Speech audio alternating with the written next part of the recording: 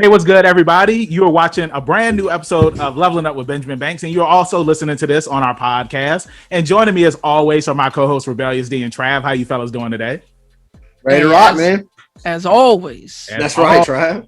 Hey, sometimes it's just me and D. Sometimes it's just me and Trav. But when we Sometimes come it's just together, we're like the Holy Trinity, and it all We're like the works Chips out. Ahoy. It's Why didn't you say we're we're like the Triforce or something? I mean, I could I like the Holy Trinity. I like the Holy Trinity. But, Do you? I like the Holy Trinity. Yeah, you like all that holy stuff. Chips Ahoy cookies, baby. Ahoy Lord. cookies. So, joining us today on Leveling Up with Benjamin Banks is the very talented voice actress, Miss Deneen Melody. How are you doing today, Deneen? Hi, I'm good. Thank you for having me. Thank you for joining us. Like I say to anybody that we have here on Leveling Up with Benjamin Banks, thank you for letting me slide in the DMs, and thank you for responding to me. You were very smooth, by the way. Hey. Really smooth. Thank you. Damn. Now we we're gonna have to hear about this. Never heard that. No, we never had.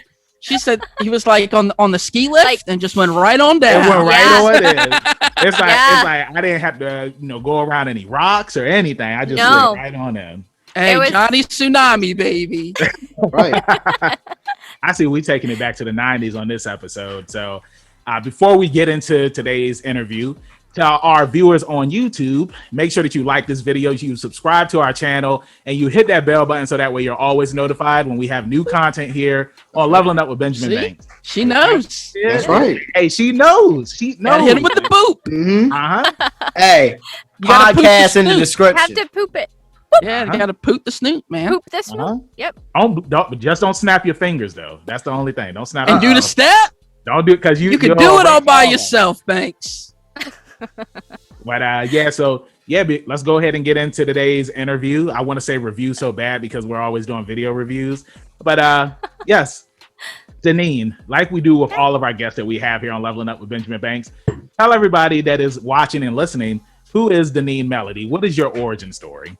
Who is Deneen Melody? Oh, wow. Are you sure? Are you ready for this? We're ready. Oh, yeah. Hey, Cobra Kai always ready, baby. That's right. How far back do you want me to go? Let's go when you stop at the Stone Age. Back to the. Okay, I am old, so we can go that. Hey, you're probably in the same age group as us. That's none of my business. That's right. Never ask the lady her age. It's on the internet. It's on the internet. So yeah, everything's on the internet.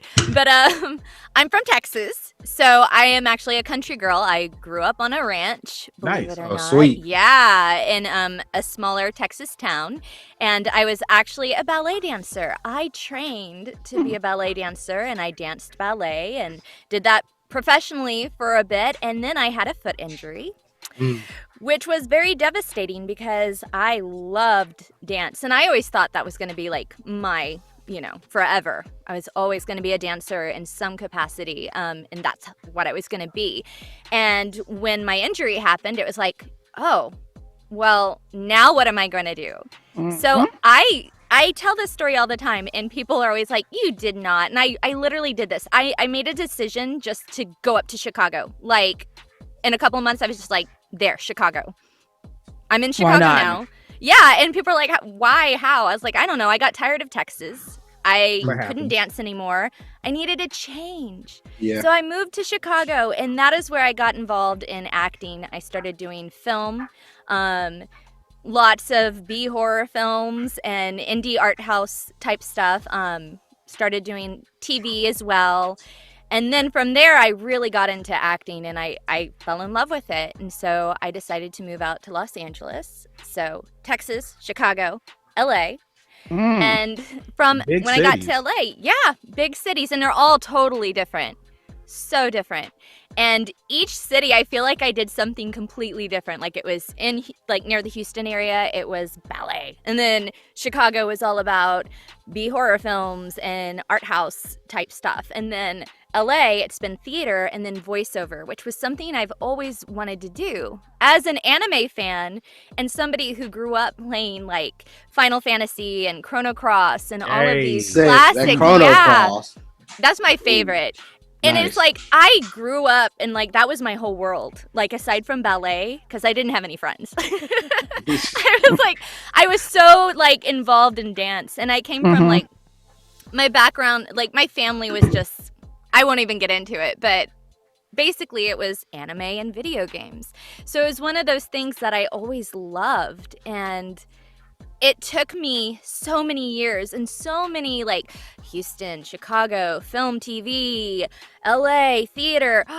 I can do voiceover. That's It like right. took that long to like really connect that was something that I could pursue and do. And now here I am. And that's me in a nutshell. Nice. That was an awesome Yeah. story. Yeah, but And now that's you- how it all came together. It was just like a full circle, you know, like Yeah. You had a And now literal you- journey. Yeah, Now call you've your reached the Yeah. pinnacle. You've reached Yeah. the pinnacle. You're on Uh-huh. leveling up with Benjamin Banks. Uh-huh. We're good This now. is the highlight of my The life. highlight. Of my Hell life. yeah.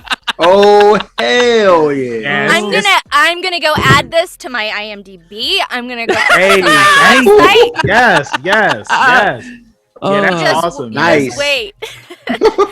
It's cool how you said, when you were growing up, how it's just like you really didn't have any friends, and Yeah. anime and video games were pretty much all that you had. It's interesting because I feel like when you get older, it's like sometimes that's kind of how it is, especially when you get into like the games like Final Fantasy and whatnot. I remember when I was Yeah. in school, most of the kids my age, like they were playing Madden or NBA, and I was playing Final Fantasy and Legend of Zelda, and people were just like, "What are They're like, those "What is type that?" of games?" Yeah, exactly. What are those type of games? No, it's Mhm. true. Did And, anybody ever ask you what an RPG was? Well, yeah, I mean, like, so when I say I didn't have any friends, it's almost kind of true. I like had people, but the thing is, I was also being homeschooled. Okay. I Oh, schooled wow. myself, yeah, because I was Yeah. doing so much training in ballet. Yeah. And so, and then when I had my injury, I didn't even have ballet. I was Yeah. at home in a cast, Yeah. and it was terrible. So, people I would talk to, like the other dancers, I'd be like, "Oh, did you hear about this, game, Final Fantasy 7, blah, blah, blah." And they're like, "What?" No. Wow. It's like Final They had Fantasy, no what's idea. that? Yeah, what is that? And I would be so passionate. Okay, so this is true. I went to a ballet camp in Vermont, and I was like 16. I just turned 16, and it was right before my injury. And this was in the days where it wasn't like super popular yet, and anime wasn't like, you had to go to like specialty shops, to Right. even Like find Suncoast. stuff. Yes. Sun Coast. So I'd print out from the internet pictures of like Gundam Wing and Outlaw Star. I remember And those Hey. days. Yeah, Oh that's yeah, no question.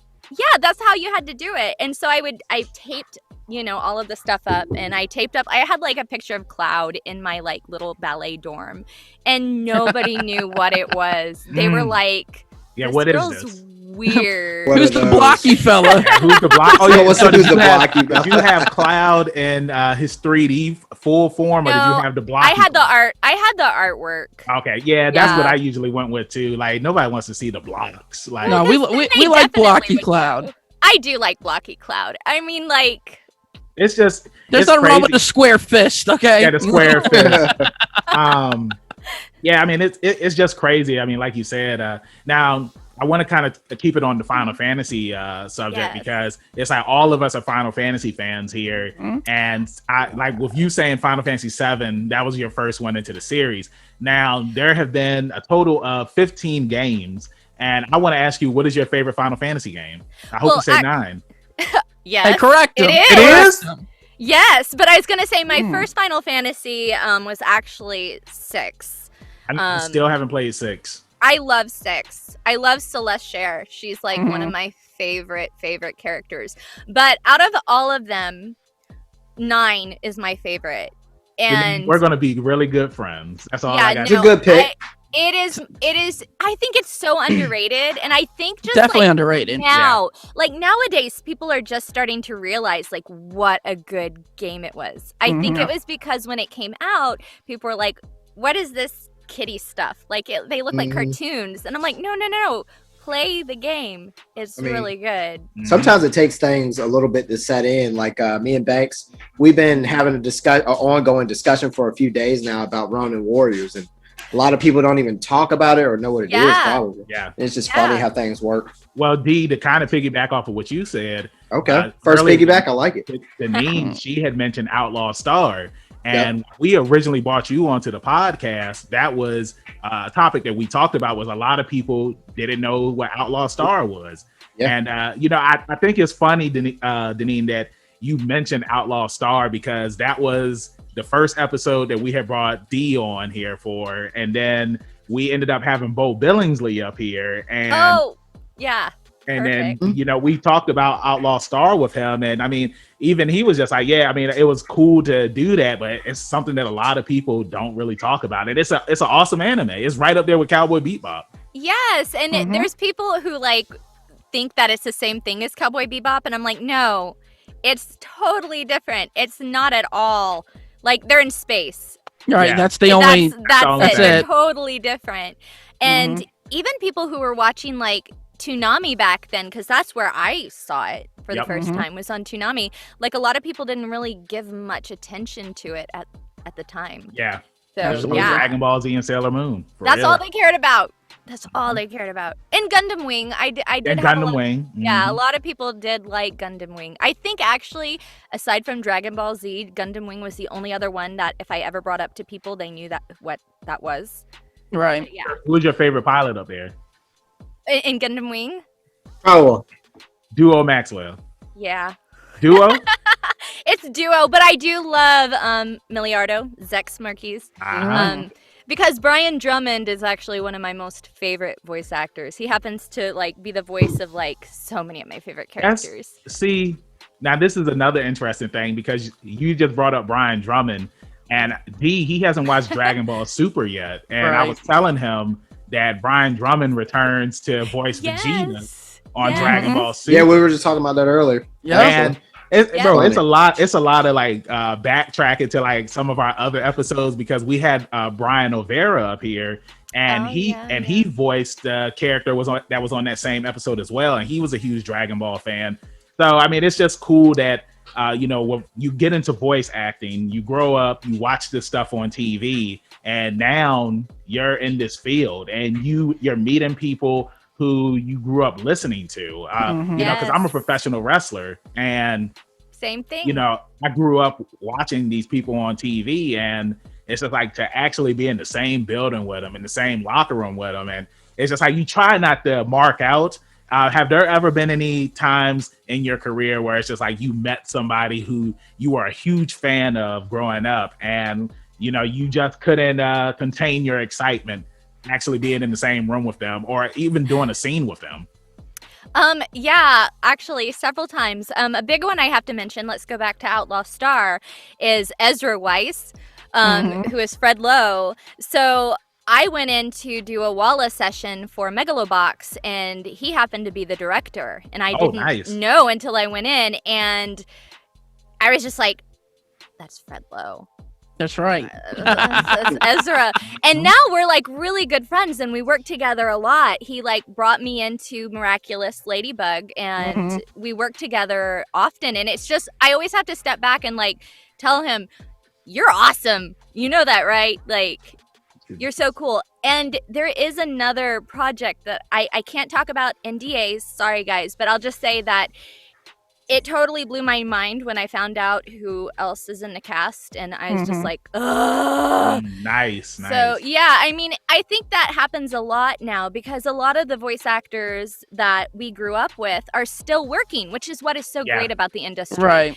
And so, I mean, even getting to do, Sword Art Online, and even though we didn't have any scenes together, the fact that Steve Bloom did an episode, it's we're in the same show. That's really, really cool. It's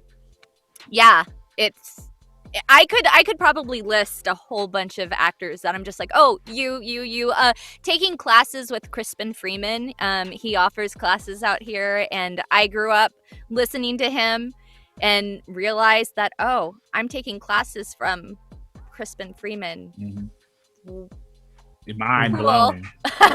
Mind blown. I totally understand that. I mean, like going back to wrestling, like going to some of the seminars that I've attended, and learning from people who you grew up watching, like people who are still in WWE. You know what I'm saying? And just to actually like talk with them and get knowledge, like I can only imagine how it is. Working in voice acting and just being under the learning tree of some of these heavy hitters who have been doing voice acting for so many years and are still doing so many projects. Now, I kind of want to go back to when you were doing horror, because we had talked about this on Twitter. What are some of your favorite horror movies? So it's so funny. I feel like whenever people talk to me, I'm always like, oh, I love this and love this. I am a very passionate person. And as I said earlier, like I grew up with not like a lot of friends or that sort of thing. So all of this stuff meant a lot to me. So I love horror. I love classic George Romero. Hey, nice. That's a good pick. Day of the Dead is my favorite. Like, I know Dawn of the Dead is great too, but Day of the Dead, Laurie Cardale, I actually got to meet her. She's fantastic. That's crazy. Oh yeah, she's amazing. That is one of my very, very favorites. I love The Thing.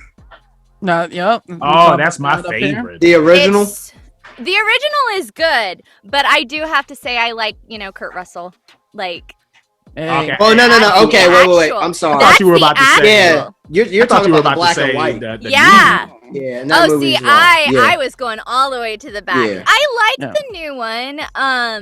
I do miss that it didn't have all of the practical effects. Yeah. That's something you might we as well always just talk join about. the podcast at this point. I should. Yeah, Deneen. Hey, you won. You're a part of the Leveling Up with Benjamin Banks team. Yes. And it's crazy because we always talk about, like, guys, I think that we need to add a girl to the podcast, man, because it would just then we would be a team of 4. You know what I'm saying? So, but well, like the 3 of you are already so charming. Like, thank you. Right, Thank you. And I lead the taste. pack in that, so I appreciate that. Thank you. God, this guy. You got it, Trav.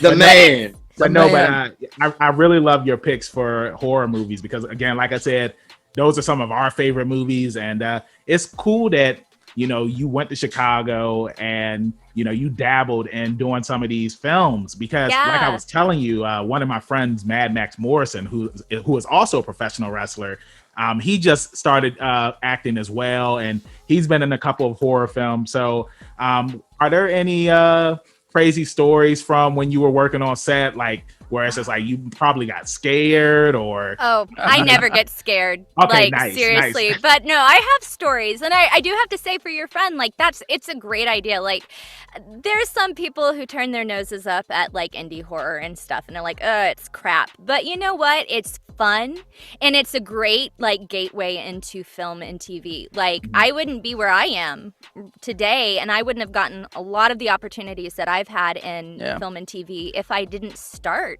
there. I mean, there's a lot of big time actors that their first movie was some form of a horror flick. Yeah, exactly. And I was somebody who, like, my family, because we spent so much, and I spent so much time training for ballet, I couldn't like go to school or afford to go to like college and get like a theater degree or anything. So horror films, and that was kind of my way of training and learning about film. So good for your friend. Yeah. Like, I wish them a lot of luck, and I think it's a lot of fun. But story-wise, I mean, okay, so I did a film called Slices of Life. It's an anthology, and I loved it. It's actually one of my very, very favorites, even to this day, that I've done.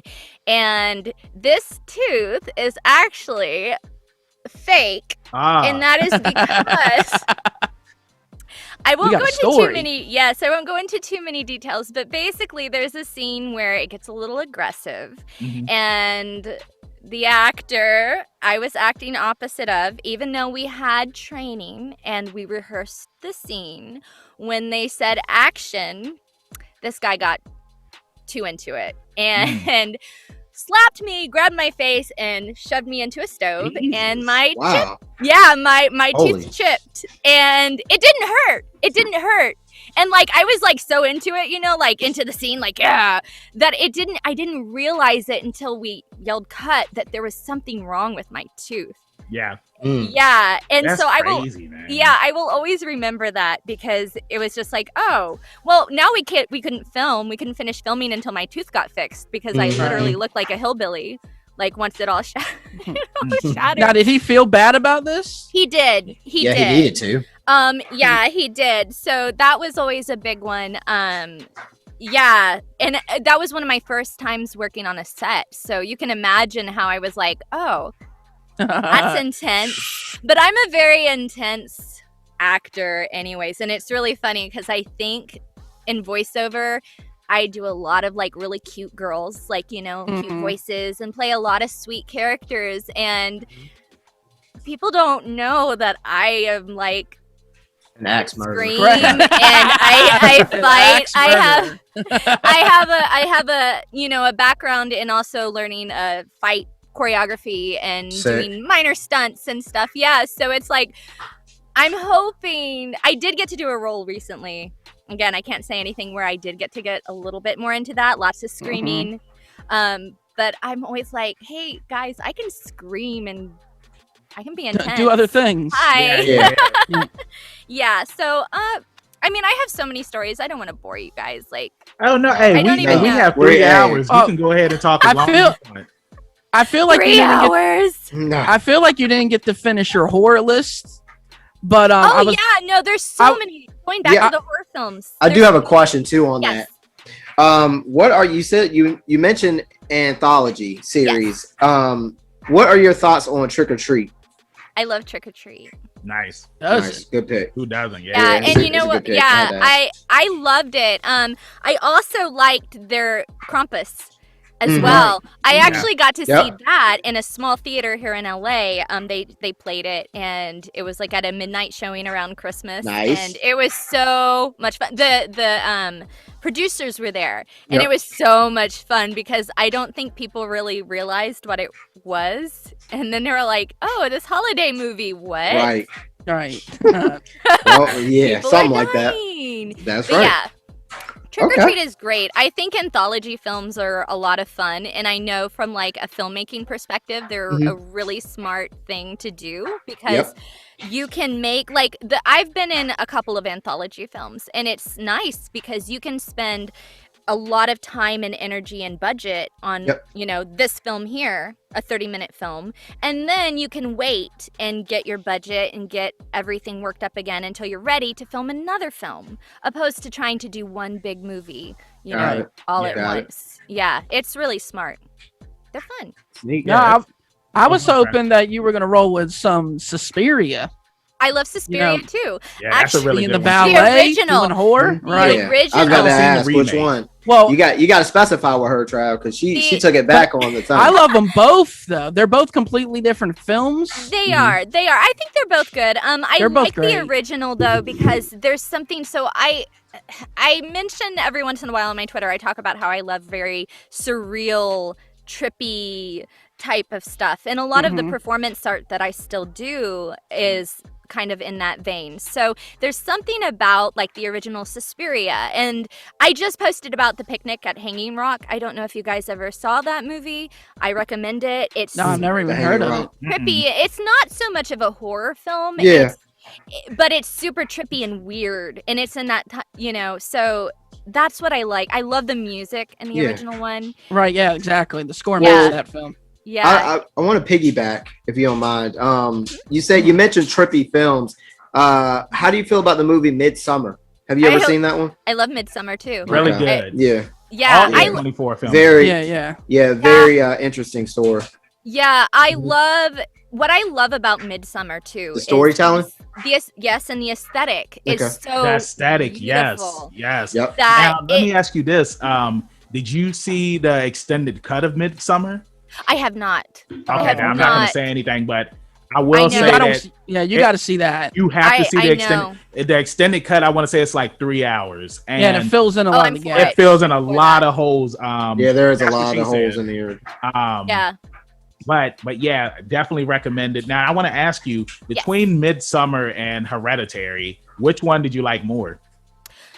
Okay, so well, that's hard because I think they're both really great. Yeah, they are really, really good movies.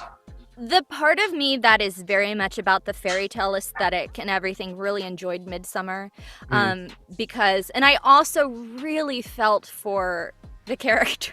Right. I mean, you kind of feel for all of them. At least I did. Like, sure. I don't think, I don't want to spoil for anybody who hasn't seen it, but we know what Spoiler happens alert. at the end. Spoiler I don't think that any of them deserve, what happens. Right. But at the same time, there's kind of like that release for the main character, Well, and yeah.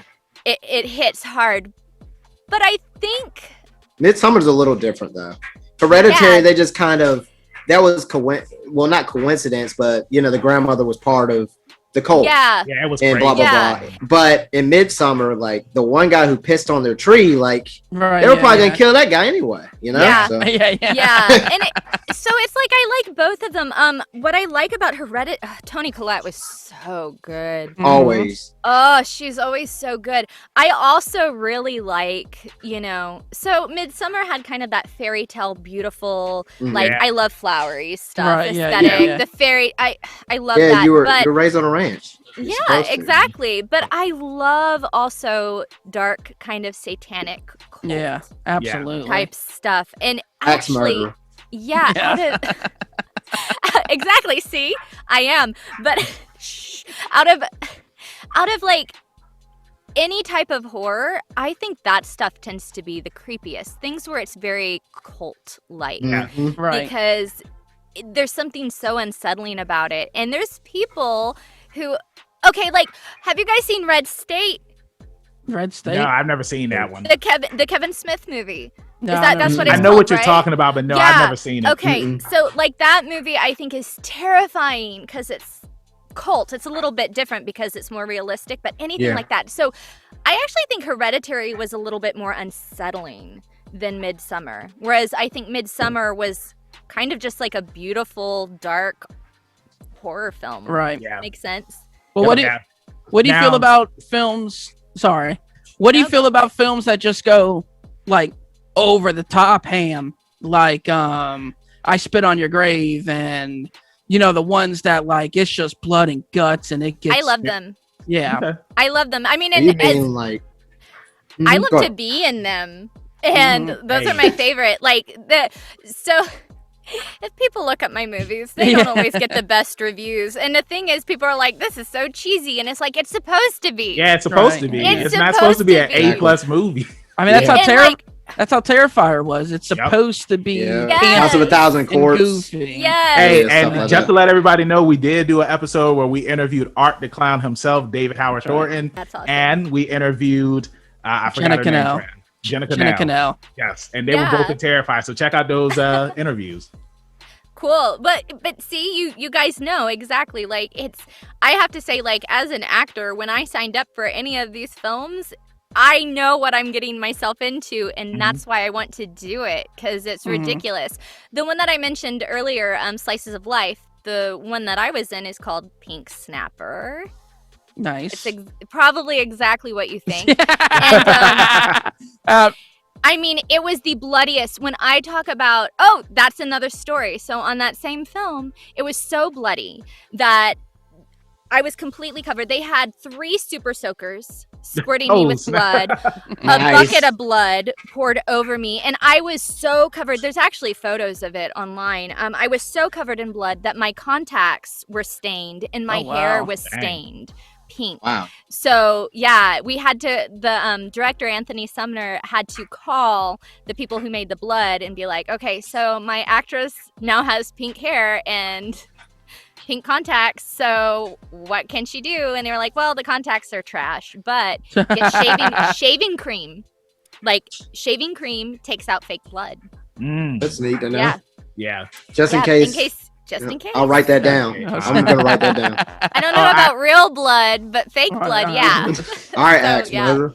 So I kind of want to piggyback and go back to the occult stuff that you were Yeah. mentioning earlier. Yeah. Now on that- Twitter, recently you had made a tweet about Tim Curry because his birthday just passed, Yes. and one of your favorite Tim Curry movies was Legend, where he was the Lord of Darkness. Right. Now, Trav and D, I also want to ask you guys this.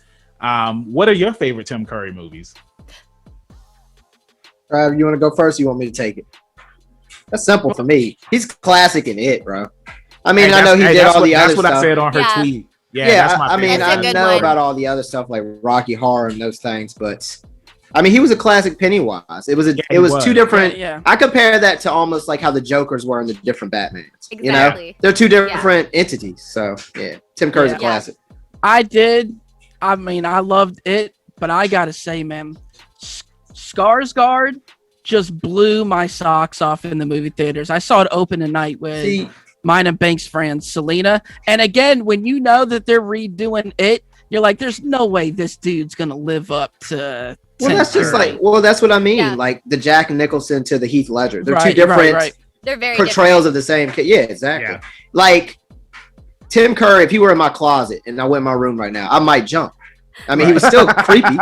You know what I'm saying? I mean, well, he has a creepy look to him. Exactly. I think that like the Tim Curry version of it is more of like just that stereotypical clown, like people who are just afraid of clowns. Exactly. Yeah, exactly. Yeah, because he looks just like Bozo. Yeah, exactly. And there are people who are terrified of that. Yeah, and Skarsgård is more like he's like a gothic clown almost. Yeah, like he's his like clothes, a creepy, stuff. monster-y type of clown. Yeah, I mean, again, I mean, don't forget if you're talking about Tim Curry, let's not forget Scary Movie 2.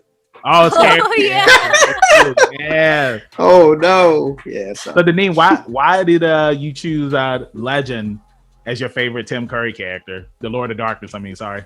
So out of every like genre, horror, all of that stuff, my very, very favorite thing is fantasy, especially 80s fantasy. All of those films, and even from like the 70s, like anything Excalibur, Labyrinth, The Dark Crystal. Nice picks. I was like, a little kid growing up watching those movies, and I actually think that's why I love horror so much, because I was growing up. Those movies are creepy, man. Yeah, absolutely. Yeah, Never-Ending Story. It's scary, but that is the first movie I saw Tim Curry in, and even as a little kid, I liked him. I was like, well, I like darkness.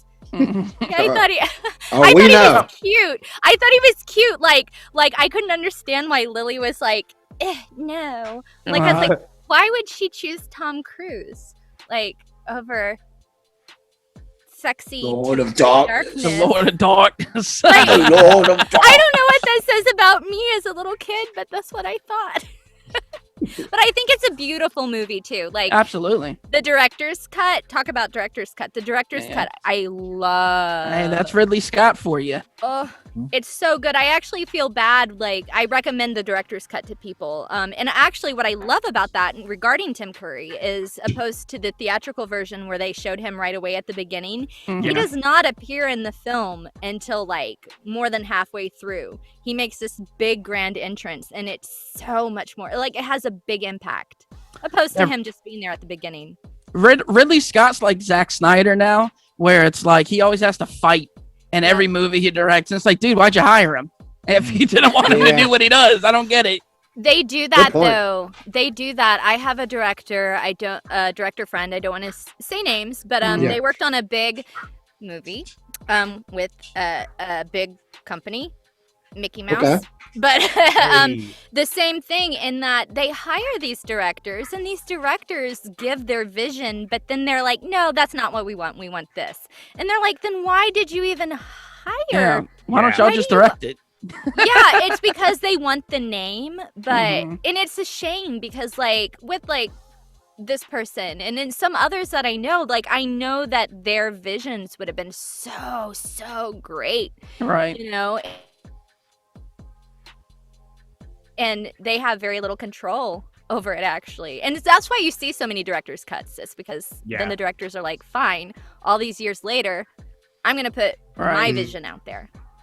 Yeah, because I mean, like, even going back to what Trav had said about Zack Snyder, the Batman versus Superman director's cut, while the movie, it wasn't all that great, the director's cut, it filled the holes of Right. you know, a couple of loose things in the movie. And it's just crazy how when the studios, they say that we don't want this in the movie, and they don't want to give directors the control to, you know, let their vision air on the screen. And if they would just do that, I mean, because like we saw with the Snyder cut that came out recently, like that movie was phenomenal. And we all know that the reason why you know, they didn't release his version was because of, you know, the death of his daughter. But I mean, to see his version compared to Josh Whedon's version, his version was so much better.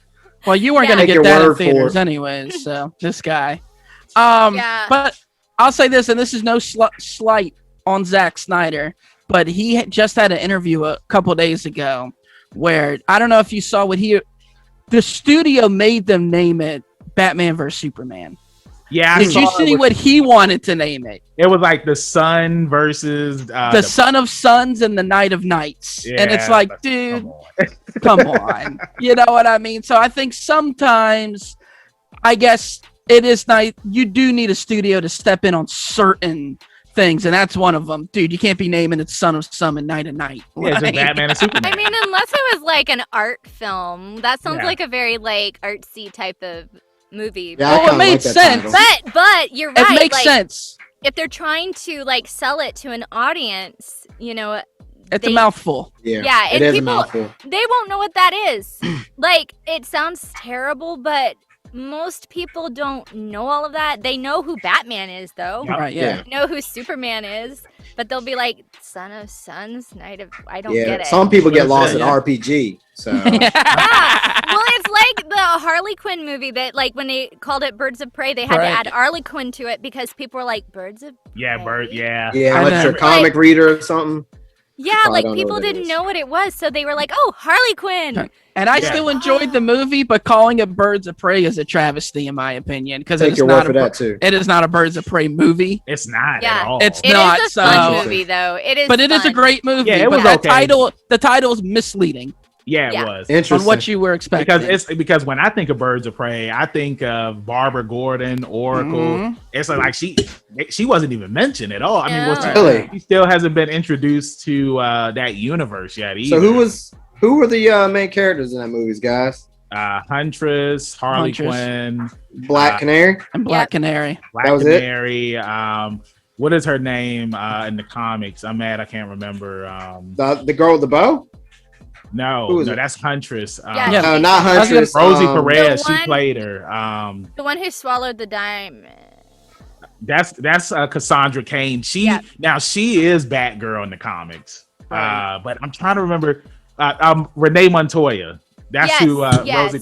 Yeah. So these are all characters that people know. Like if you're a comic reader, you're gonna know. But if you didn't read the comics, it's like the only person you're gonna know is Harley Quinn. So that's the reason why. That's why they did it. Yeah, they were like, they had to. Now, because everybody knows Harley Quinn. Yeah, exactly. And I mean, she because I think it was when we did ours. It was one of the reviews we did, and we had our director friend Tom White up here, and he was talking about how Harley Quinn, her comics are the second highest selling comics in DC right now. So who's first? I think the first is Batman. Probably Batman. I was thinking it had to be Batman or Superman. That's interesting. Yeah. But one thing I wanted to bring up is one thing that we love about interviewing voice actors here on Leveling Up with Benjamin Banks is that you learn about the person who is behind the character on screen. And a lot of times it's just like people, they just hear your voice, but they don't know who you are. So thank you for, just, sharing everything with us and everything about your interests, your favorite Final Fantasies and whatnot. But what are some other things that you are into when you aren't behind the microphone? Oh, well. Video games? I actually don't get to play video games as much as I used to. And it's just because there's not enough time in the day. Yeah, it's called growing up. Yeah. Well, and you know what I always try to do is when I'm any game that I'm in, I at least go and try to find streams and try to support, different streamers and watch, things on YouTube and make sure that they know that I'm watching it and that I like it, because it's it's cool. I want to know what it's like. And because I do love video games, I love being able to watch, streamers and stuff do that. So I do that with any game that I'm in. And yeah, but so I love to watch movies. I love movies. Again, I don't get to do it as much as I used to, but I always try to watch, whatever I can. I am also a performance artist, and I still dance. This is something that I talk about on Twitter. And by the way, I like that you brought that up too, because I feel like, especially on Twitter, people think voice actors were just, it's all about voiceover, and it's not. Like, I mean, at least for me and other people that I know, we have other interests and we do other things. So I appreciate that. For sure. Yeah, that's why we love, having voice actors up here, because it's just like at the end of the day, it's just like we're all people. You know what I'm saying? Yeah. It's just like you are popular because you do voice a lot of characters, and I mean, like it's always interesting to hear. Like, I'm pretty sure whoever's going to listen to this episode, they're going to be like, oh wow, I didn't know that was her favorite movie growing up. I enjoyed my favorite movie is The Thing. You know what I'm saying? So now. So good. People can come on Twitter and be like, hey, so like, why did you like The Thing? Like all this other stuff. So it's always interesting asking those questions. Now to kind of get back to the voice acting aspect, when I was doing my research, I saw you were in one of my favorite animes, and Dee and Trav knew that I was going to bring this up. JoJo's Bizarre Adventure. Yes. JoJo's was great. That was one of the ones where I just got an email that I was cast in it as Akemi. She was my first character that I got, and I'm actually going to bring it up because I like to look at them. I like to look at my characters. Right. I like to look at them. I got cast as Akemi, and that was fun. And I was like, oh man, JoJo's. We all know JoJo's is such a big, popular anime, and it was on Toonami.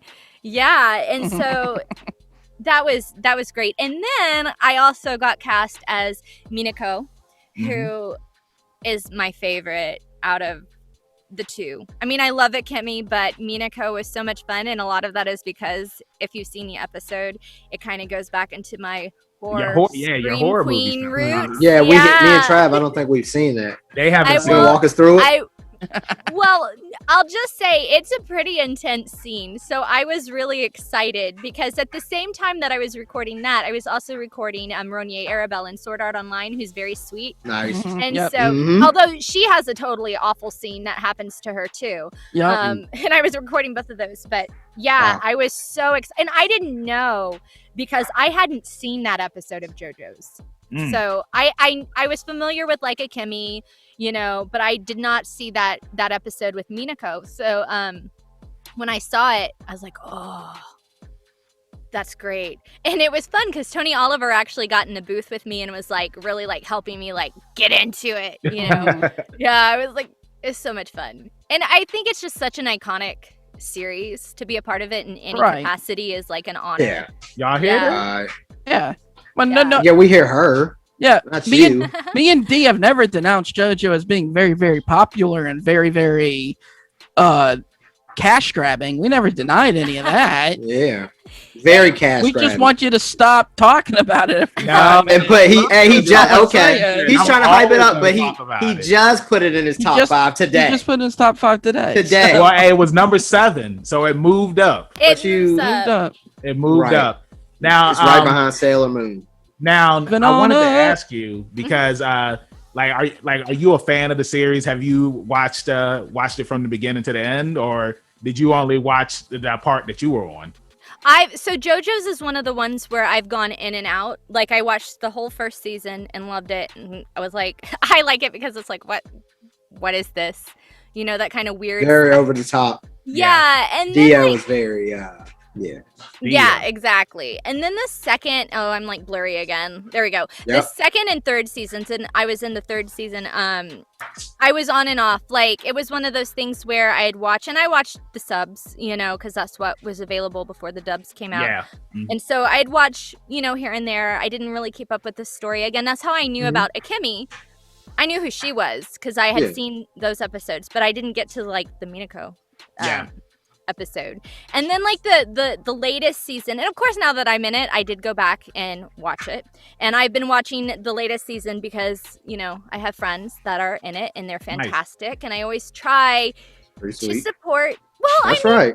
It's part of the community. Like, you know, of course we can't watch everything that everybody's in, but like, if you can like sit down and at least watch an episode here and there just to hear their performance, that's a big thing for me. I want to be able to tell my peers and my friends that, hey, you sounded great as so-and-so in this, and be genuine about it. I don't want to be like, oh yeah. Nice. Yeah, you don't want to be. Way to be. You don't want to. Yeah, I'll check it out sometime. So it's, and I like JoJo's. It's not one that I have, I think, sat down and watched in all of its entirety. Maybe one day when I have time. Yeah. Right now, nobody got time for that. No. Hey, at least you can get through it on like One Piece. I was gonna ask. I couldn't do One Piece. Yeah, it's just too long. You're not missing anything. Yeah, look at him. There he goes. So many episodes. I know. It's mainly what's on the shelf behind me. I'm 90 something volumes in. It's one that I never watched, but I collected it. It was kind of like my child newspaper in school, and I just never let it go. Now, see, it's easy because I started from the beginning. Yeah, exactly. I never watched it. I just read it. Exactly. And D, what's crazy about this? When I had went to the dentist earlier, like she's into like my dentist. She was into anime. But it's like she was asking for anime recommendations. And of course, you know, I recommended JoJo's Bizarre Adventure, My Hero Academia. But she said that she knew what One Piece was, but she was just afraid to get into it because of how many episodes there are. And I told her, like, if you would have got into it like back when it first initially came out, that's one thing. But you know, isn't it like I'm like getting into Naruto now? But like, could you imagine starting that from the beginning? That's pretty long too. Who's rushing anybody through the episodes, though? You know what I mean? That's all. That's just my retort when people say, "Why bother starting now?" Well, dude, nobody's rushing you. You don't got to binge it and make it the only show you're watching. Casually watch it. I've been watching it for 15 years, and I'm still not caught up. I'm caught up to the dub. But I'm still not caught up to the sub. I can't really compare to watching something that long, but just reading it's an adventure. So it's way more engaging, and like I dabble in art and stuff, and it was just something that I was always fond of. Yeah. So I get that. Yeah. That's awesome. I kind of wanted to go back to JoJo's Bizarre Adventure. Here we go. Because we're gonna rewind it real quick. Now, they just announced that part 6 is finally coming out. It's coming out next year, and I don't know if you read any of the manga or looked into part 6, but it is very woman heavy. Yes. Would you be interested in returning to the series and possibly being one of the main characters in part 6? I mean, I think any voice actor would love that. I mean, I would be thrilled. I have not read it, but it is one of the ones where, you know, any anime that pops up that's like, you know, on Twitter all of a sudden, I like to go and research it. So, I mean, we have to be in the know. I like to know what's going on. Right. You know, so yeah, and you're right. It does seem to be very woman driven, which is great, because if you take a look at all the other JoJo's, they're all men. It's all men. You know, you have a couple of like female characters that are like somewhat, you know, important. They're just there. But so it's really exciting. I know, like, and the good thing with JoJo's is that it does seem that they repeat actors, so there's always a possibility. I would love it, but that's out of my reach, you know. I have no control over it. All we can say is fingers crossed, pinkies up. That's all. Thank you. How do you do that? Hold on. How, like this? Yeah, like that. Yeah. Okay. Fingers crossed, pinkies up. Yeah. Hey, all right, Bax. That's great. All right. Now, I had a question for you. Oh, go ahead. For you, real quick. Go ahead. Yeah. JoJo, is it Star Ocean? Stone Ocean. Stone Ocean. Okay, excuse me.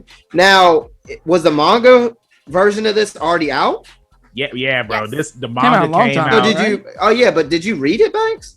I'm halfway through it right now. Like I started reading it after I had finished watching part 5, but Yeah, Okay. I want to say Stone Ocean came out back in 2001. Oh Yeah. wow. I It's just been didn't out want for a to. while. Yeah, I usually don't talk about JoJo unless I have to or if it comes up. So I wanted to get the question in now. Yeah, but Yeah. Back to our guest. it's it's interesting. I think that was a great question. No, it was. Thank It was because I just feel like I was it's just always curious. awesome Mhm. when like a lot of these older mangas get turned into anime. Because remember, I just watched Parasite for the first time. I think it was it was Oh. this year. Last year. Yeah. No, it was this year. I started. Oh, I okay. started- Was it this year? no, you're right. It was like December. I thought it was last during It was pretty 2020. close. It was yeah. pretty close to New Yeah, Year's. and So. What's crazy about Parasite is that the manga came out in the 80s. That was a and long- very old. Just got animated. So it's always interesting when something gets turned from manga to anime. Mhm. But yeah, Deneen, I wanted to ask you another voice acting question because you've done some live action voice acting roles. Yep. I just wanted to know, like, what is the difference between doing it live action and doing it the animated ones? So they're both hard. This is something that I'm sure if you've talked to other voice actors, they say dubbing in general is so difficult. Mhm. And it's why it can be so infuriating that people bash dubs so much. And it's like, yes, I'm not trying to say that, okay, this dub is not good. Maybe the delivery is, but it's hard. And actors try their best. You have to match, Intensity. yeah, well, you have to. So this is the thing too. I personally think live action dubbing is even more difficult than animated dubbing because think about it. In animation, their mouths are just like this. Yeah. Right. There's not a lot of movement. There's not a lot going on here. It's their mouths. Now, to make a performance sound good, though, because you still want it to be believable, Yep. you need to bring that. You need to still act. Yeah. Mhm. But in live action dubbing, and I think it's a big reason why people get so turned off about it, is that it's so hard to take, a living, breathing performance that already exists. And it's a great performance. You have to now translate that into English, make it make sense, but also make it fit their mouth as best as you can, and then make it a very believable performance on top of it. There's so many factors to it. And so, I actually just did some recording for a series this week, and they're both hard, but live action dubbing, you just have to remember it's living, breathing performance. Their mouth is doing all of this stuff.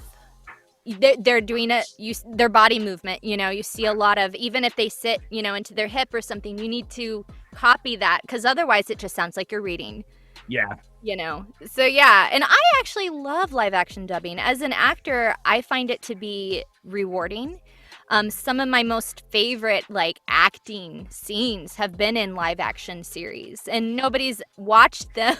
Right, yeah. I'm very proud of it because it's like those are the moments where I really feel the acting, you feel the scene, you feel the weight of it.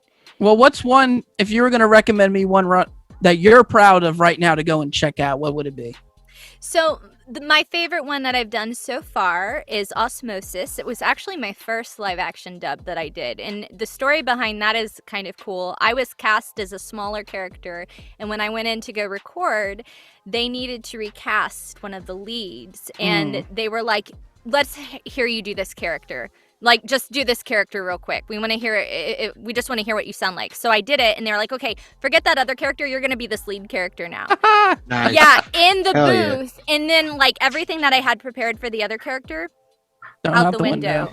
Yeah, I'm very proud of that one because the character is such a vulnerable, sweet character, but she grows a lot. Yeah. In the show. And then also I just did one this past summer called Quran. It's kind of a horror type creepy based one. I recommend it. I personally liked it. When I was recording it, I was like, ooh, I want to watch this. Okay. It's interesting. It deals, I don't want to spoil anything, but it's creepy.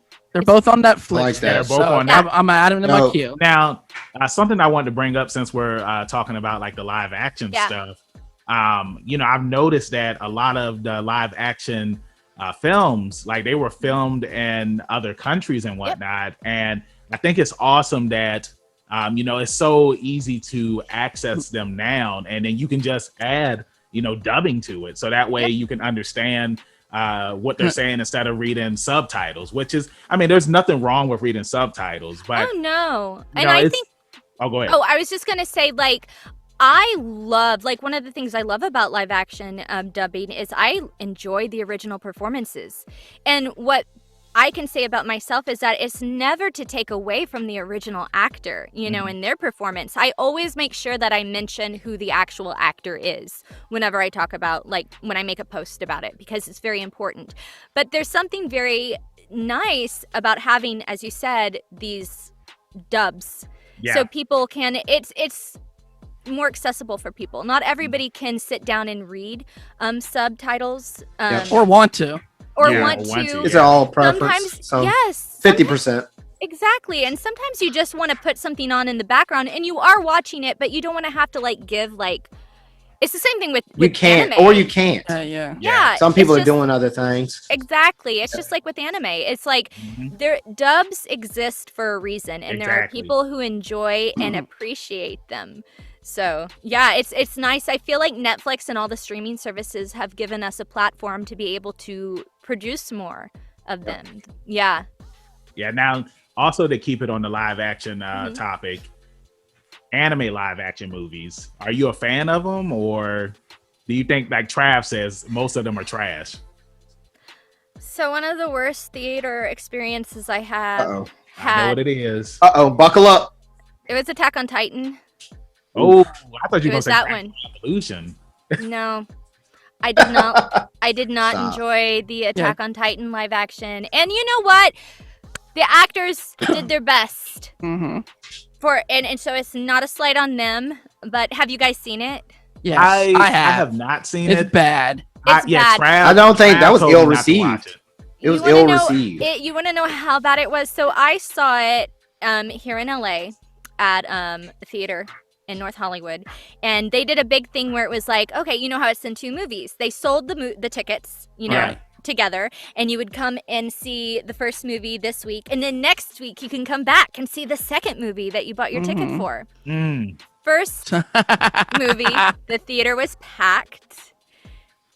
And it went from people being so excited to literally being like, what the beep is this? Mhm.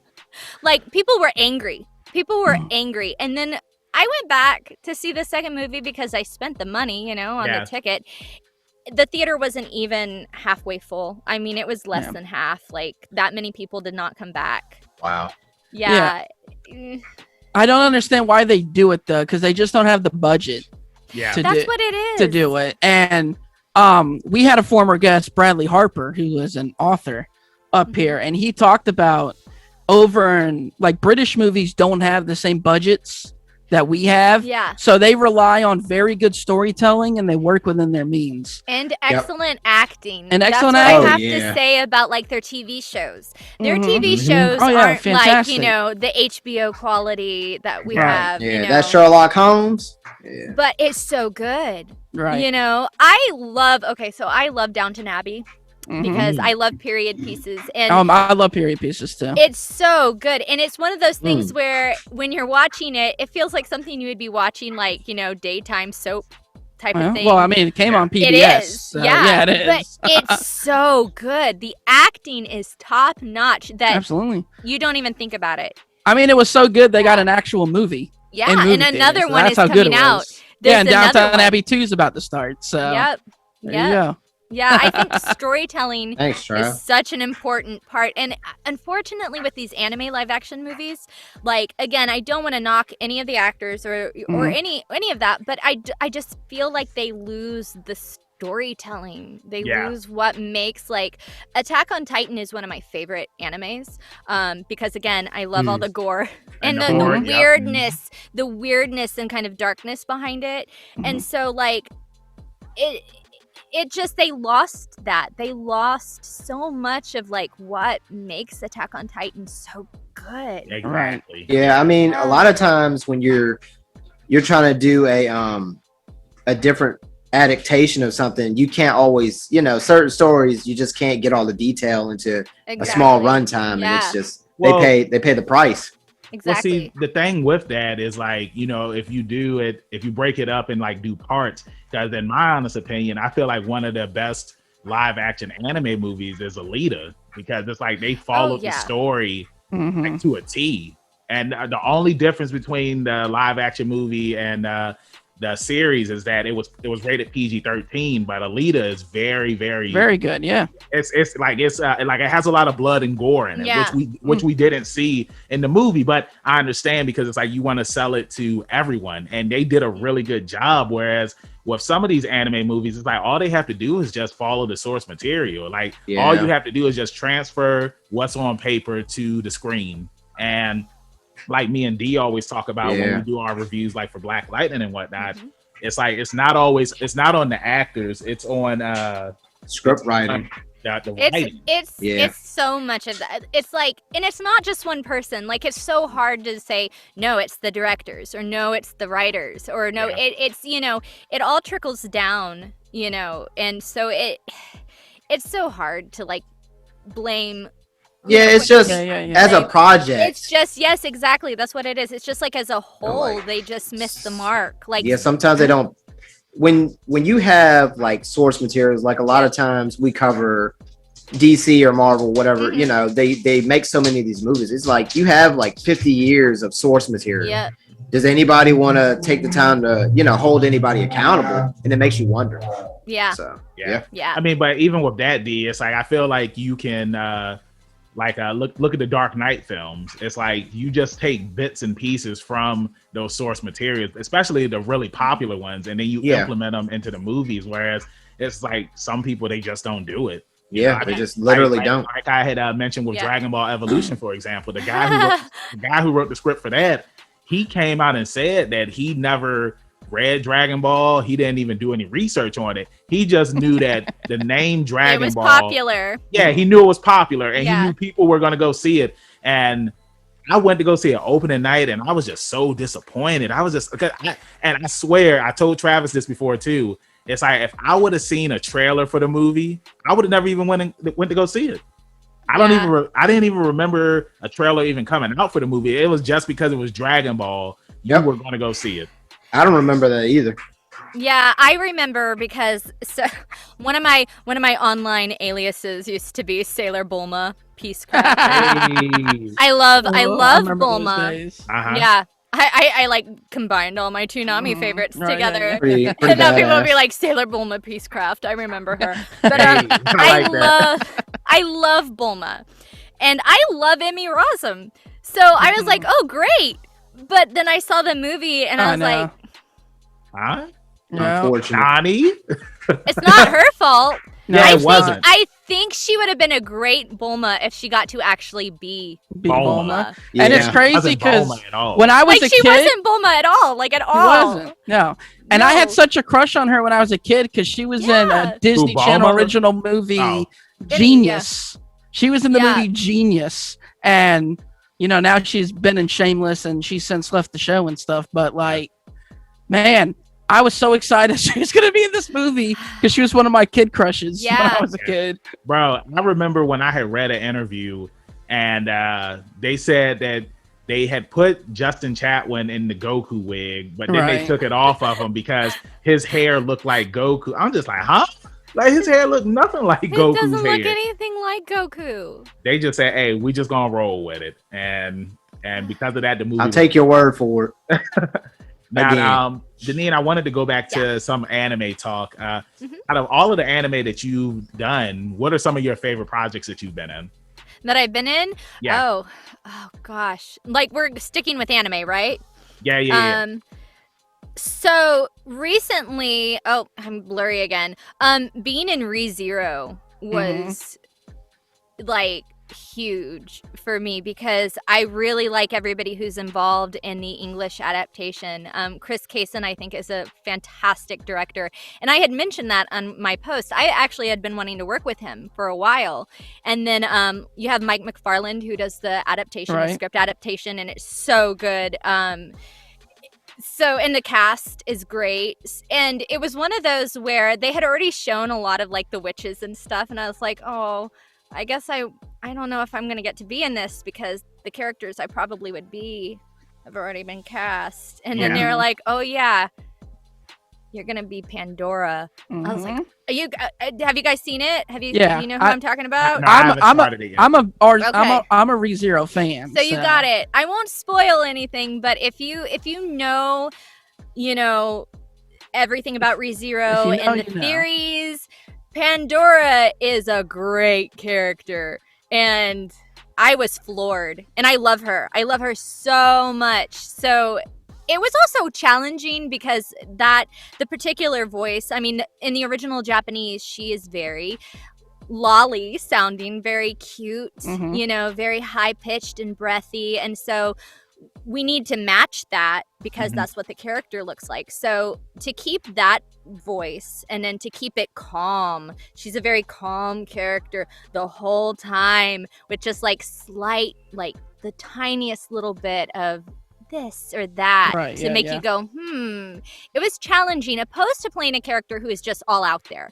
Yeah. So that was the most recent anime that I've done, and it was just like a dream, and I'm so excited to see what happens with it. I also, the one that I've really, really enjoyed is the Irregular at Magic High School visitor arc. Ayako is a great character, and I loved playing her. She was my first like more substantial character because I did Ronier and Sword Art Online, who I love, and my characters in JoJo, and I did some other bit parts in some anime, but I hadn't had a character that did like a lot of meaty stuff yet. So Ayako was like my first bigger role, and so getting to kind of know the story and everything, aside from some of the more incestual tones of that one, where I'm like, it was a lot of fun. So those two, I mean, quite honestly, I loved everything that I've been in. Yeah. I'm just like, I'm one of those people that I find something about the show or the character that I'm playing where I absolutely love it, and I would be lying if I said I didn't care for any of them. Like, I love all of them. Again, Sword Art Online was such an honor, and that was my first. Both JoJo's and Sword Art Online premiered on the same night on Toonami. Yeah. So my Toonami, debut, I had two characters, and so that was like huge to have, like, first time being on Toonami, and I'm in two shows. Two shows at the same time. Yeah, it was two wild. Huge shows. Yeah, so did you watch them? Yeah. Did you watch them when they aired? I did. I actually watched them with like Brendan Winkler and Kaylee Mills, and we were all together and we watched Sword Art Online, and then Slumber Party. Yeah, and we watched JoJo's, so I could see my character, and that was great. Had to stay up till 1:30, 2 in the morning. That's a good reason to watch it. If I had to watch it. It was so much fun, and getting to hear everybody and to hear our peers and our friends, and we're excited.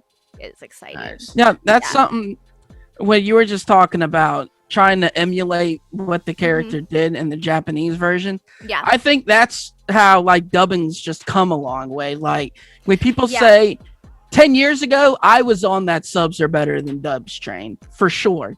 10, 15 years ago. Not so much now though. I'll take the dub over the sub just because there's more pull.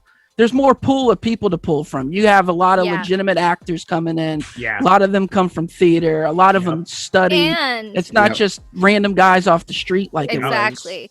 And what I can say is a lot of us also genuinely love anime. And we grew up with it. Yeah. Whereas when we were watching it in the 90s and even in the early 2000s, like it was still fairly new, and by new I mean like we knew what it was because we're awesome, but we're kids. It's just now starting. I feel like more people know anime, and so many of us grew up with it. So I can say for myself, when I record, I love anime. I love it. So if I'm in the booth, somebody may not like my performance, whatever. That's always going to happen. That's going to happen no matter what you do in any field, anything. Stuff. People, you're always going to have people who it's subjective, and that's fine.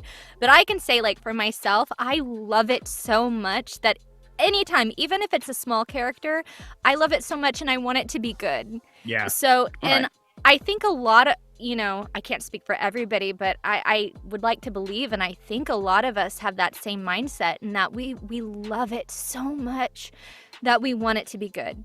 We want people to enjoy this anime as much as we have enjoyed anime. Exactly, yeah. Yeah, and it's important. Well, I think now you also got the people that are doing the ADR and stuff, your directors. They've been in the field 20 years. Exactly. You didn't have that 15, 20 years ago. There was really no experienced guys to pull the script together. So, and that's what I mean. Like, I am not a fan of the Death Note dub, which is my all-time favorite anime. But I try not to judge it too harshly because, again, I just don't think they had the people in place to make it good. They didn't. Back in like the 90s and stuff, just from talking to people, like, it was so new, and they also didn't have what we have now. So, and I mean that like with technology, we're able to record from home, you know, and we can go back. So if we messed up a line, which happens all the time because, we're doing it live. It's not like theater or film in that you get a script beforehand and you get to memorize it. Most of the time, you have no idea what you're even reading until it's there in front of you. Right. It's kind of like the news. Exactly. So it's like you're having to do it in real time. So there's going to be mistakes. Yeah. Back then, it was the same thing, but they didn't have like the capability to be able to go back and redo it again and again and again. Maybe like once or twice, but then they have to move on because it was like on tape, I believe. Like, that's how they had to do it. And I think it was just over here, American audiences, even the people who were doing it, may not have understood what it was. And also I was reading like with some of them, I was reading about some of the older dubs, they were getting released over here a little bit at a time. So people didn't even know. Whereas now, like, you have the full series basically released in Japan and you can watch it, or it's in a streaming thing and they're able to connect with the American audience, like people who are creating it. So we know what's going on. But back then they were like getting like, here's 2 episodes. And then you'll go like weeks without nothing. And then here's 2 more episodes. You had no idea where the story was going. And that's hard. That's hard. So I always like, I definitely enjoy a lot of the 90s dubs. And the ones I don't enjoy, I don't hold it against the actors or even the people who put it together because it was rough. Yeah. It was rough. So, and now like things are getting redubbed and there's even like Sailor Moon Crystal. You have things like that coming out, which is great because now it's for this generation, which is, as you said, like we have a better understanding of it.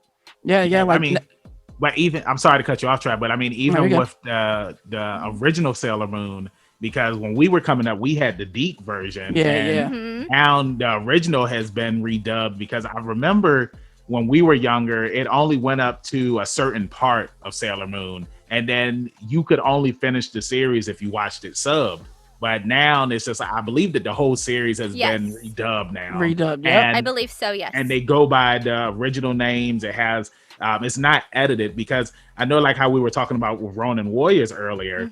I've never watched the sub version or the original Japanese version, but I'm pretty sure like the original is way more darker and probably more uncut, more bloody. Less for kids. Well, it wasn't for. It was it was a joke. It was a joke. Yeah. Well, yeah, I get it. But yeah, I mean, it's just interesting because one of our friends, Trav, Bob, he told me that he just started watching Yu-Gi-Oh again, and I had told him, I was just like, bro, you need to watch it subbed because there's like the sub version, the original Japanese version of Yu-Gi-Oh is way darker than what we had growing up with 4 kids. So it's just interesting. Like how you were saying, Deneen, where it's just like, anything can be redubbed now. We can get the original versions. We can get how it was originally intended to be seen, Yes. Now, I wanted to ask you this because since we were talking about like our top 10 list, and I'll just keep it short for you. Yes. What are your top 5 favorite anime? Okay, so number 1 is Escaflowne. Nice. It's my favorite. Talking about like I was watching it at first. They were showing it on like Fox. Fox Kids. And Yeah, I remember. they cut so much out and then they pulled it. And I was like, no, I need to finish this. So then I found it at Suncoast. Yeah, we mentioned that. Right. Yeah, and watched it. I love both the series and the movie. They're two totally very different things, and people will ask me which one do you like better. I love them both for different reasons. So that's number 1. And then the others in no particular order. I love Neon Genesis Evangelion. I was gonna bring that up with the redubbing. Huge turning point. For me, growing up as a teenager, it was just there was actually a tweet now on Twitter where it's like, Funimation asks, what is the anime that raised you? And that was the one I picked because I watched it when I was a teenager and, you know, going through all of that. And I think that really resonated with me and a lot of people. It's really important. And the character of Asuka, I've always loved and enjoyed and feel for her. I think with like a lot of the characters, people are like, oh, Shinji is a brat and Asuka is a brat and they're whiny, blah, blah, blah. It's like they're kids. Right, you know, exactly. they're kids in a terrible situation. So that is a very special and important one to me. I love Serial Experiments Lane. Oh, me too. It's so thank you. So it's so good. Underrated. Oh, it's super underrated because it's so beautiful. weird and trippy and scary. Which is why I like it. And I like it because it, you know, it's these kids. She's this young kid, and that's what makes it so unsettling. Well, and it's like, the old school cell animation style versus digital, which I think is beautiful. Oh, me too.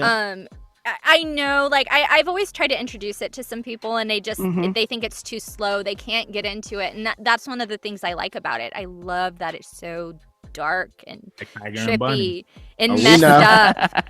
You know, I love that. I think it's beautiful. Outlaw Star is another one. I love Outlaw Star so much.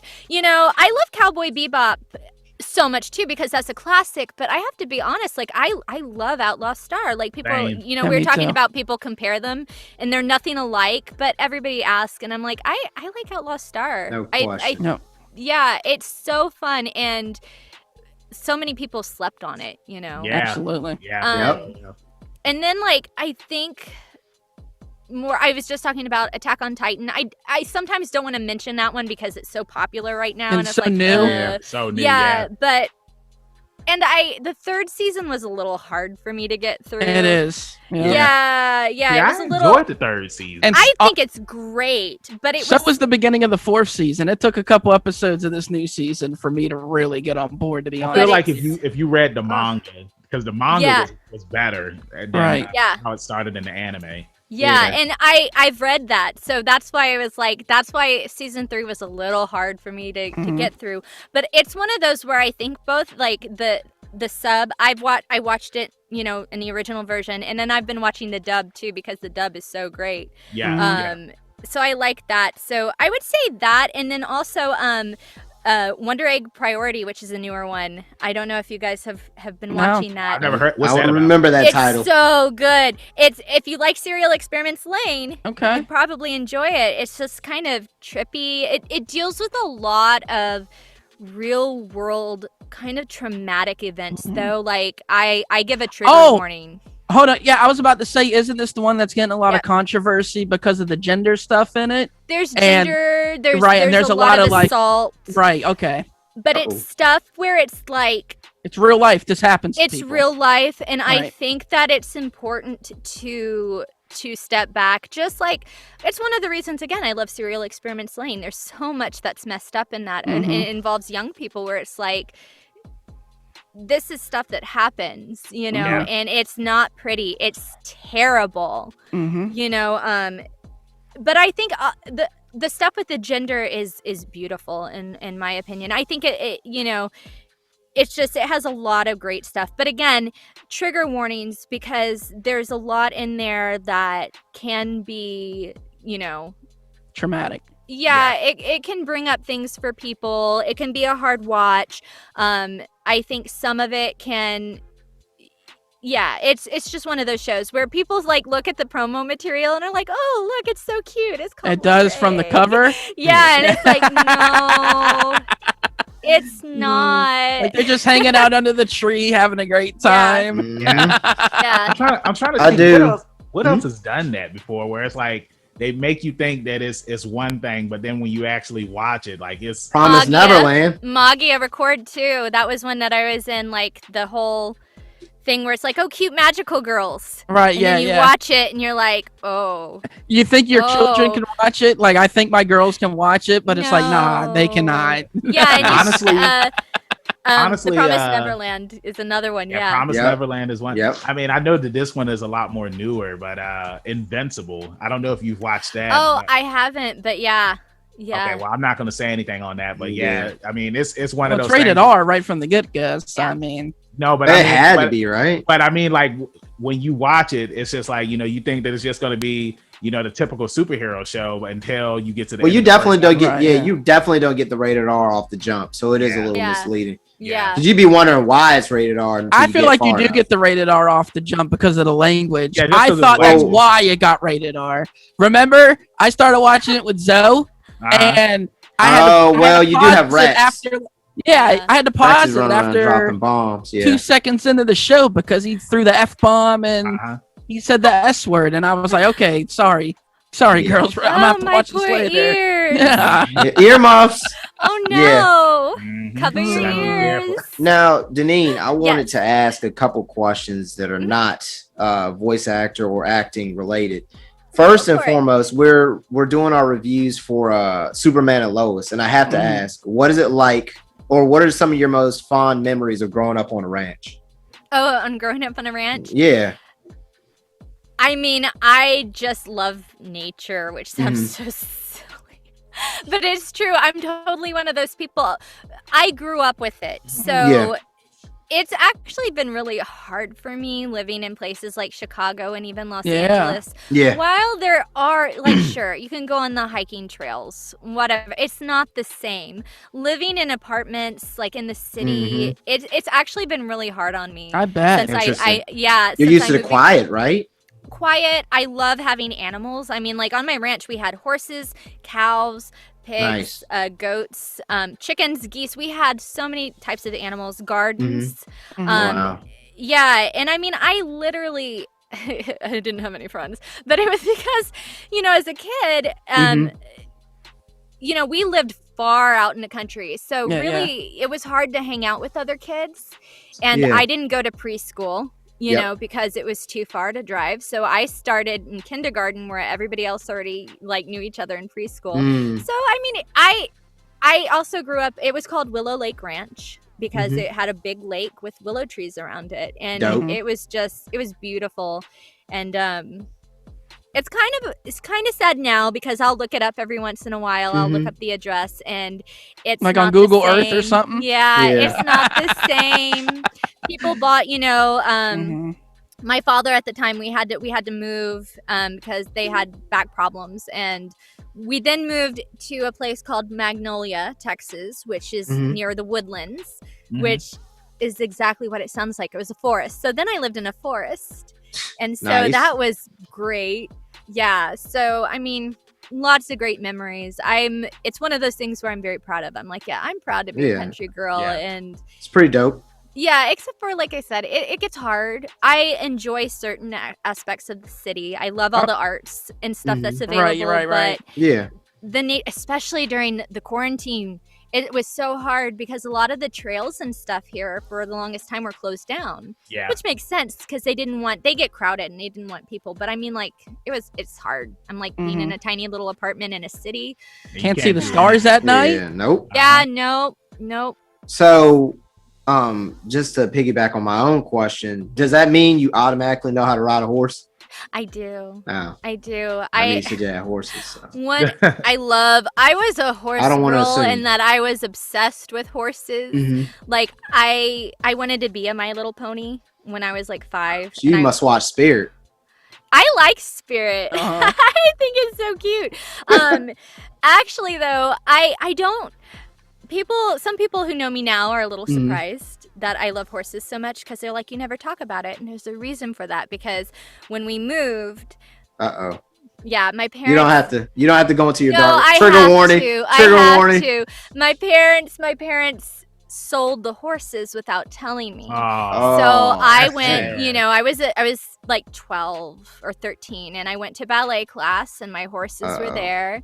Their names were Trixie and Lucky, and I came back home, and they were gone. And it's Damn. always, it's Cold always blooded. I know. Yeah, that is They cold were the blooded. worst. Well, I'm sure. Was it quiet? Were they weird? Were they like quiet on the way home? You were like, what's wrong with y'all? Yeah. They How knew was I class? was gonna be. They knew I was gonna be upset because I loved my horses. We had two other horses before then. Their names were Sassy and Princess, and they were beautiful. And then, you know, we got these other two horses, and We love know horses. Sassy. Sassy. And they let you name them, right? I can just imagine a 5-year-old girl being like, "I'm gonna name him Sassy and Princess." And you know what? That's why I named him, because Sassy, she was this beautiful. Here I go into my horses. She was this beautiful gray Arabian horse, and she was so gorgeous, but she was mean. She was so mean, and like right away, I was like Sassy, and then the other one was this very like pretty, like very well behaved, like paint horse, and I was like Princess because she's nice. That's right. But I liked Sassy. Sassy was the fun horse. You ever seen Homeward Bound? Got Sassy. Hey, That's Sassy. classic. Another classic. Homeward Bound is so sad. Oh, it's Yeah, so it good. is. I've never seen. Oh no, that's the what? movie with the. Hold on, that's the movie with the dogs, right? The dog is Sorta. No, don't Okay, tell. yeah, I I have was seen about that. to say don't. What's their names? What's the name of the dogs? I You don't don't remember. know. I don't remember Hey, the names, but you messing with but Shadow? Hold on. Chance and you messing I with do. I Sassy. do remember them because back in the day at the Boys and Girls Club, Jesus. they used to play them. One of them is when like they get lost in the woods, right? And then the That's other the one, first one. the Yes. second one, they Yeah. get lost in like L.A. or something. Yeah. Yeah, I thought these were classics. Yeah. Dang, this guy, he's guessing at Homeward Bound. Yeah. Hey, it's been a long time. Hey, Look, Nah, that ain't it. You don't Same watch thing. nothing. It's like I enjoyed them when I was a kid, but they weren't movies that I always watched. Kind of like Beethoven. Like I watched all the Beethoven movies when I was younger, but if you ask me anything about them, I don't remember them. I love talking animal movie. Even Yeah, now, like when me and my girls saw A Dog's Purpose, and we all just sat on the couch and cried because it was so damn sad. I haven't watched it, and that's Oh why. my God. Because anything dealing with animals, Yeah. I will cry. Mhm. I will cry hard because I love. Again, I love animals. So it's Like like, Marley and Me. Marley and Me, what a Yeah. classic. Bad well, you movie. hear that whole trope, and it's true about like I'm one of those people like watching like a TV series, like whatever. I don't care about that person dying and that person dying, but oh my God, the horse. Yeah. The horse never did anything wrong to deserve it, man. Well, okay, and you know the remake of Dawn of the Dead. Yes. And she goes up after the dog, and people are like, "She's an Oh idiot." yeah. I'm like, I would do that. 'cause- Yes. Yeah, man. I remember. Yeah, people were pissed off because she went after the dog. Like she ended up getting people killed. And I know, but Yep. I'm like, I understand. I Yeah, it was a very weird choice on her to go. You I know was just what? like, It's one of those things about that movie, though. It's like you never know what you're going to do in a Right. situation. because that basically that moment compromised everything. it did. It did. And it was kind all of that training. like looking back at it, prepared it's for very this.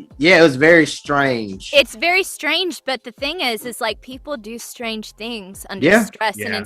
that's what I actually liked about it. Because yes, it was stupid, but I totally believe somebody doing that. Because Well, you like just look said at the that you real would do it, world. so I think I would. See, that's the thing. I She's wouldn't. also, would you say she's an axe murderer anyway? yep, axe murder. But I wasn't gonna you say it gotta again. think, but if you did that, like who would come and save you? Because remember, now I don't know if you have a Nobody boyfriend. needs to come and save me. Okay, hey, She's because her own remember, like, hero, damn it. Yeah, 'cause where were you remember at? The dude came. He was just like, we have to save her. And like they was just like, no, we leaving her. It's just like, no, Wasn't y'all it not Kevin leaving. Zegers? I think it was Kevin Zegers, wasn't it? I think it was him. I think you're Oh. right. That makes me actually think of another like horror film that I love, which was Frozen, not the Disney. Hey, I Are was you about talking to about the say, but I one? know- Are you talking about the one I with know- the On the frozen ski Nazis lift. or something like No, that? on the ski lift. Oh, you're talking about the one where they get stuck. Yeah. Right? Have you Yeah, seen I know. it? Yeah, I know Yeah. exactly what you're talking about. It's Oh. very Oh, I think those are some of my favorites are the things that could actually happen. Yeah, where they're stuck out on the boat or whatever. Yeah, Or or stuff like one of my favorites. Since we're back here, we came in a circle. Is The Strangers. The Strangers, because it's totally. It was just like something could actually happen, you know, and it's just like they never found the people from the real thing that happened, and it was like same thing with Wolf Creek. That actually, when people ask me which movie, like I watched it once and I will never watch it again because of the fact that it's based on true events. It's not like exactly. That's what I'm saying. This stuff, but the fact that it's based on true events and it's believable, like. So every night before I go to bed, I read this Reddit called Unresolved Mysteries. Oh, you set yourself up, is what you're saying. No, so it's like I read these stories, and it's so. This stuff happens. People get kidnapped and people get tortured. And so, like, that movie, just like The Strangers, anything like that, home invasion movies, stuff where people get kidnapped, it's so possible. It happens. Absolutely. And that's what's scary. It's scary because it's you hear something like, weird. That's monsters, it's good. It's good. I was like, somebody's turning into a zombie now, but it's fine. But like monster movies. What it sounds like. Monster movies, like as a kid, I loved Freddy Krueger and I loved the Puppet Master series because I would love it, Puppet Masters. I love Puppet Master. I was afraid of those movies when I was a kid. I loved them. I thought like I just like Freddy just needs a friend. Look, like, and I'd be like, oh, I would just make friends with the puppets. You know, they won't kill me. One of my real quick, one of my good friends to this day, Adam Paul. I went to middle school, part of high school with him. This guy actually has what is that thing's name? Blade. I have it. It's like this big. No way, Jose. Dude, it's in his attic and it's so creepy. The eyes do the weird thing. I'm like, dude, why you have that? I have a little action figure of him. He sits with all my anime figures. His is like you know, like the same size as the one in the movie. I don't like a replica size, and it's creepy. No, I know. It used to freak me out. Kid, because I was afraid of the Child's Play movies. See. I didn't like Chucky, though. It was weird because I loved Puppet Master and I loved Gremlins and Critters and all of those. Oh, yeah. But Classics. something about Chucky was scary to me. It just seemed I don't because know what it was. It was because, like, you know, if you had stuffed animals and whatnot, it's just like, well, what if one of them came to life? And my uncle, he had got me a Homie the Clown doll, a stuffed doll. Yeah. And I remember I had watched Child's Play, and you know, back when I was a kid, it's just like I was even more afraid of horror movies than I am now. And you sure about that? Yeah, I am. And I remember my cousin, because my cousin used to lie to me about everything. Like I remember, like he told me the Bloody Mary story, and I was so afraid to go in front of a mirror and say Bloody Mary 5 times. And then he even got me with Candyman. Yeah, hit him with the Candyman. He got me with the Candyman too. So one night, he told me that because my uncle, he got me and him the same Homie the Clown stuffed doll. And he was just like, yeah, man, my Homie the Clown doll. Like, and he had, Trav, what was the thing that Homie the Clown had that he would hit people with? What was that called? The sack? The sack. Was it a sack? Yeah. And my cousin, like, he had a knot on his head and he was just like, yeah, my Homie the Clown doll. He came to life and he hit me on the head. And like, bro, I swear to God, man, I threw my Homie the Clown doll away because I was just like, yo, I don't want him to come and attack me. But he could have came back for revenge. You threw me away. Got something for you.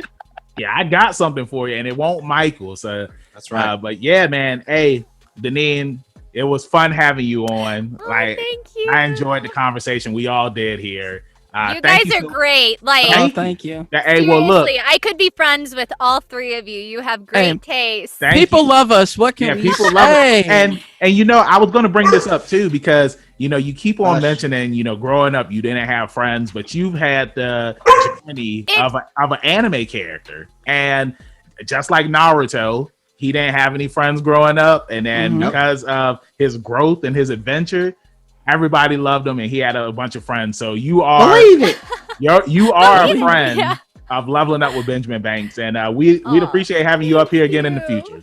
Oh yeah, anytime. We'll talk horror movies, anime, whatever. We're good. Yeah, well, we definitely got to bring you back in October when we start doing all of our horror movie stuff. So Yes, please. Get into those B horror movies. Uh-huh. Oh yeah, up. I have some recommendations. Hell Hey, yeah. hey, we're all for it because then we can do reviews on it in October. That's right. So Go with for that it. being said, thank you again, Deneen, for joining us, and let everybody in social media land know where they can find Miss Deneen Melody at. Yes, so you can find me on Twitter. That's typically where I spend most of my social media time because it's just easy. So that's Deneen Melody, DENEENMELODY.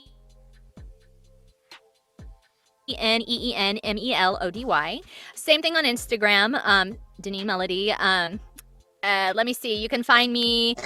Where can you find me? Just Google In me. the Speed Force. I'm there. It's Oh everywhere. God. I have people trying. There's so many people trying to make me get a TikTok, and I'm like, You know, it's so much. I tell you what, when you find a way to get it, you're gonna be like, "Damn, this is way funner than I thought it was." It is probably. It I is. did one. I did one today with my friend who I was mentioning, Ezra Weiss. We did a TikTok because he's like the social media king. So maybe keep your eyes out for a Deneen Melody TikTok. We'll see about that. We'll let them know. Yeah, it'll we'll be let all them know. it'll be all anime and horror and Hey, fantasy. Nice. Nice. It needs Nice. to be. Hey, you got to throw some Ooh. Final Fantasy in there too. Of course. And some axes. Show the murder weapon a little bit. Axes and knives. Axe and murderer. swords. Uh-huh. Yep. Exactly. I'm about to go check the police database when we get done. Don't you do that. Got to get another refill of coffee. We'll find out. Yes, we are. Yeah, we are. That's a good boy. Hey, Loki said, "Hey, it's time Hey. to wrap it up." Whoa. No, I was it gonna up. say Deneen used to be in Chicago. You got Yep. Scruff McGruff over there Yeah. with D. You know, Scruff he's a- McGruff, Chicago, Illinois. Uh-huh. Yeah, that's Do you right. remember the telephone number? 606 Scruff McGruff, Chicago, Illinois, 60652, and help us take a bite out of crime. That's what I remember the jingle. Uh-huh. And then you had Smokey Killed it. Bear. Moment of silence because my man Yeah. just killed it. Yeah. You know what I'm saying? And what was the Dare Lion's name? Oh. I Damn, just Banks. I saw don't think he somebody had a name, did he? Did somebody he? Can't posted remember. a meme with him just recently. I I know, forget what his name is. I know there's a bunch of people that failed that lion, and Don't end it like that. Well, look, true.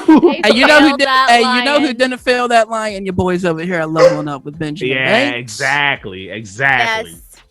Now, Perfect. D, let them know where they can find you at in social media land. That's going to be rebellious _D23 at Instagram.com. Yes, Dang. Scoob. Trav. Hey, it used to be the one-stop shop, but now you can find your boy in 2 places. So if you migrate over to the Instagrams, you can find me at ZK Audio, and now I'm on the Twitter at TRAVIOSZK. And of course, when we got Deneen Melody, the Axe Murderer here, we're gonna need a hero. Where they gonna find one at? You can find me, your hero, Benjamin Banks, at King Benji _Banks on Twitter and Instagram. And you can look me up on Facebook at Benjamin Banks. I should be the first person to pop up. If not, then I need to contact Mr. Zuckerberg. Thank you, everybody. Funny. That's like, What? Hey, Hey, D, is that Mr. Zuckerberg? there might be. I don't know. He can't hear Trav. Every time Trav You talks, tap he can in? hear him. I'm like, Hey. what's going on? got Trav a got the connection. ear. He I knows know. that he knows that I seen a Aw. dog's purpose, and Uh-huh. he was like, "My boy." he knows That's that my- you that's my homie. understand. That's Hey, right. Deneen, I like to give these to our guests. Take that with you. Only use it when you need to. Thank you. I'm Hey, gonna keep it right here. hey, we appreciate that. And we appreciate you joining us, Deneen. That's right. Thank you, everybody, you. for watching and listening to this episode. And we'll see you next time on Leveling Up with Benjamin Banks. Like I always say, keep that pinky up and stay positive. Peace. Thanks again, everybody, for watching another episode of Leveling Up with Benjamin Banks. Make sure you like, follow, subscribe to the channel. Podcast, we got that too. Make sure you give us a thumbs up and hit that bell for further episodes and notifications. Thanks a lot to our patrons. And if you don't mind, join the Patreon. We'll be having new specials coming up soon.